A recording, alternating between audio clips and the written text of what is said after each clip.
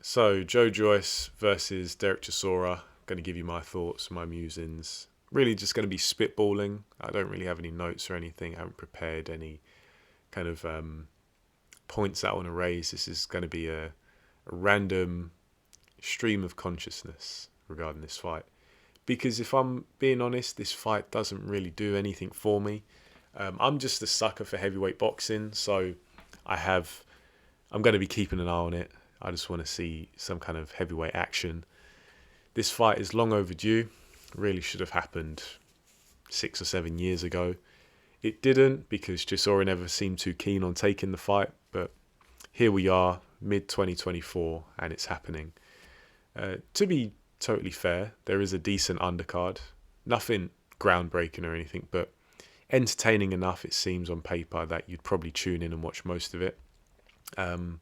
So yeah, I think this could potentially be a decent Saturday night's worth of boxing.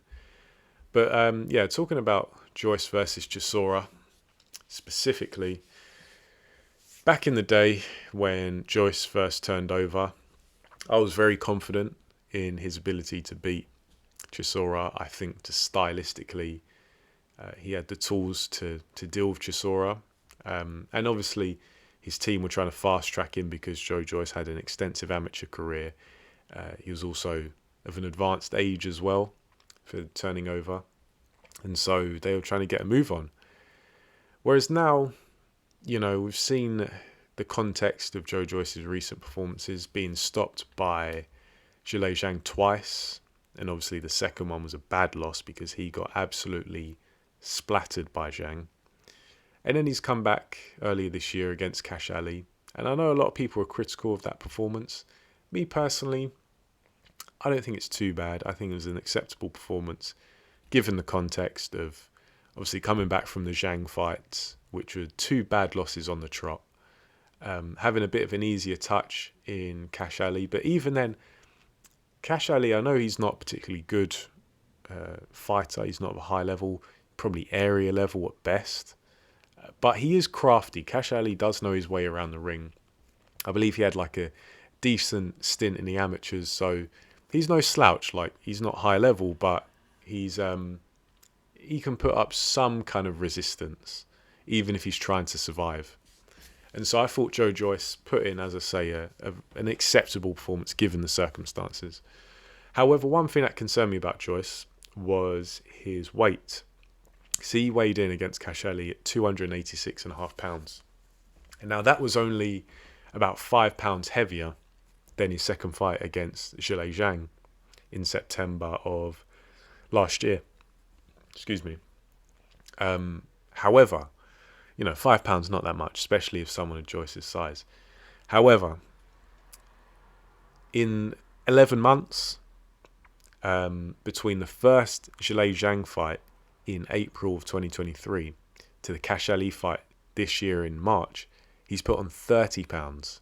And for my money, you can see every one of those 30 pounds because Joyce looks slow, he looks sluggish, he looks bloated, and it clearly affects his performance because he's a naturally burly guy. He's quite tall, 6'6", got that strong, thick-set build. And of course, he's a heavyweight, so he doesn't have to worry about making weight. However, as I seem to say fairly often, just because you're a heavyweight and there's no weight limit, that doesn't negate the fact that you still have an optimum weight that you can come in at. And for me, based on what I've seen of Joyce, I think his optimum weight is about 250 something, the mid 250s. In my book, the Daniel Dubois and the Bryant Jennings performances were his best. And for those fights, he weighed 256 against Jennings and 258 and a bit against Dubois. And so we're going to have to see on Friday what weight he comes in at the weigh-in. But yeah, if he's carrying on this trend of being in the 280s, I can't envisage us getting a vintage Joyce performance. And yeah, I really don't know how good this fight's going to be, if I'm being honest, because Joyce, if he's coming in the 280s, he's probably going to be kind of flat. And then Chisora, he's shot to pieces. There's no two ways about it. He is done. He's been done for years. But obviously he's trying to get as many paydays as he can, just really trying to squeeze his name value for what it's worth. And I think it's really coming towards the end now, because when you're headlining with Joe Joyce, after Joe Joyce has had one comeback fight, which wasn't particularly good after being flattened, Derek Chisora's coming off of the Gerald Washington performance, which was awful. That was a dreadful fight. You know, that fight could put a glass eye to sleep. Yeah, this is I think we're definitely coming towards the end of the Chisora circus. And I can't remember who said it the other day or whose video it was, but someone did their breakdown of this fight and they titled it like, someone's career is going to come to an end. And that's how I see it. Whoever loses this fight, stick a fork in them, because they are well and truly done. I suspect that's going to be Chisora who is going to be taking an L here, just because I think, obviously, Joe Joyce remains to be seen what kind of place he's in, whereas Derek Chisora is well and truly shot. We know that. But it's how well can Joe Joyce use his advantages, because I think he still does have the tools to win, but his conditioning is going to determine how well he can use those tools. I really think that Joe Joyce, if he wants to win in good fashion, he needs to be a bit more patient. And I say that like Joe Joyce is always in a rush. He's not. He can be aggressive, but he's not particularly sudden. There's nothing sudden about Joe Joyce. So I think Joe Joyce has got to fight a tall man fight where he kind of keeps it a bit longer, just moves around the ring, not excessively, but just frustrates Chisora, uses the jab especially, because he does have a good jab. Just ask Daniel Dubois about that. That kind of approach where he's not looking to come forward for the sake of it. He's just punishing Chisora at long range with that jab, setting up some offense off of that. Because Chisora fights in this way where when he has energy, he'll come forward. That energy doesn't last very long. And then if he gets hurt or if he gets tired, he just leans back on the ropes. He tries to play possum, invite you in, and then he'll look to time you over the top with a right hand. And I guess we can give him a puncher's chance, because Joe Joyce is open to that right hand over the top. And I don't know, part of me does think Joe Joyce, he does do some very questionable things in the ring. Like, he's not really the most defensively responsible. And so part of me can see him getting tagged by Chisora and maybe rocked a little bit. Because I do think that Chisora has enough power to, at a bare minimum, keep Joe Joyce honest. There's been a lot of talk recently. I know some of the other guys on YouTube have addressed it. Dave Allen and Alexander Usyk both saying that Chisora was the biggest puncher they've ever been in with. And I can believe that personally. The biggest puncher isn't always the most skilled guy, isn't always the best guy. Sometimes when it comes down to raw force, it can actually be the more limited fighters who punch the hardest.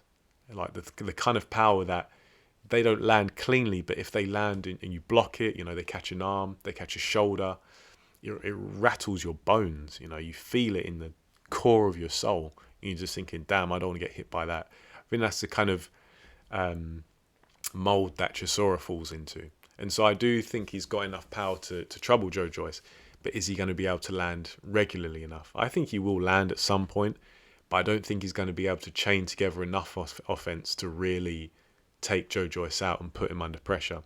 I don't think he's got that cutting edge, that big power, plus the skill and the suddenness of Zhilei Zhang. So yeah, I think Joe Joyce, keep it a bit longer, work off the jab, just try to keep it really consistent, just constantly hitting Chisora with the jab, breaking him down, and then maybe when Chisora's wilting and he's getting a bit desperate, he can start to capitalize on some of the big swings and misses that Chisora is going to attempt. Because with Joe Joyce, because he's not a sharp fighter, he's not a sudden fighter, his window of his opportunity, his window to counter has to be much bigger. And I think that's going to come a bit later in the fight when Chisora is, as I say, desperate and really swinging for the hills. In terms of the result, as I say, I only give Derek Chisora a puncher's chance, so I think the smart money is on Joyce. Am I going to go stoppage or points? You know what, I know Chisora he's not tough anymore. I think his punch resistance is shot, but he does tuck up well. You know, sometimes he keeps his chin low, he keeps his gloves high. Sometimes he uses that kind of crab defense, and he's already on the shorter side for a heavyweight, so he can be a difficult target to really nail. But I think part of me does want to go Joe Joyce late stoppage.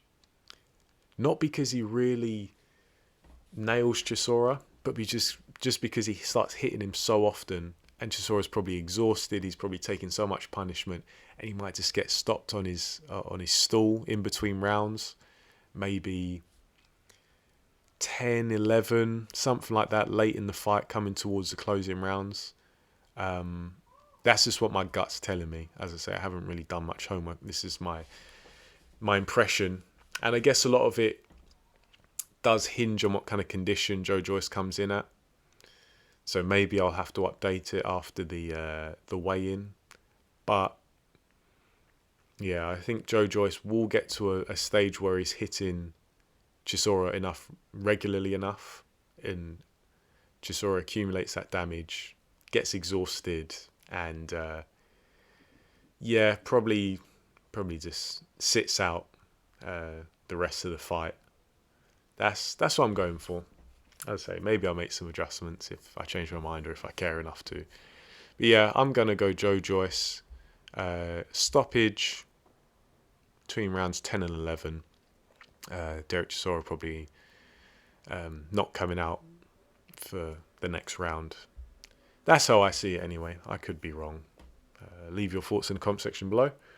What do you make of this fight? Who are you picking and how? Leave it down there, and I'll get back to you. Thanks for listening. I'll catch you in the next video.